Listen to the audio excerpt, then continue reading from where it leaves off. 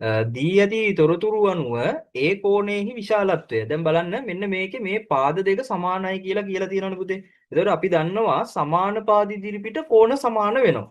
හරි. දැන් මෙතන 150යි. එහෙනම් මේ තියෙන්නේ මොකද්ද? සරල රේඛාවක් මත පිහිටන කෝණ. නේද?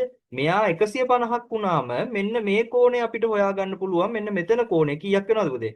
180න් 150ක් අපි අඩු කරොත් අපිට එනවා එතන කෝණයේ අංශක 30යි කියලා. හරි. එතකොට අපි දන්නවා මෙන්න මේ සමානපාදී දිරිපිට කෝණ සමාන වෙන හින්දා මෙතන 30ක් වුණ හින්දා මෙන්න මෙතනත් කෝණයේ අංශක 30ක් වෙනවා. එහෙනම් අපිට ලියත හැකි දැන් මේ ත්‍රිකෝණේ කෝණ තුන එකතුවට ලියලා ඕනනම් ගන්න පුළුවන්. එහෙම නැත්නම් ඔයාලට තව ඊට වඩා ලේසි ක්‍රමයක් තියෙනවා. අපි දන්නවා ත්‍රිකෝණයක පාදයක් දික් කරාම සෑදෙන මෙන්න මේ බාහිර කෝණය අභ්‍යන්තර සම්මුඛ කෝණ දෙකේ එකතුවට සමානයි. නේද?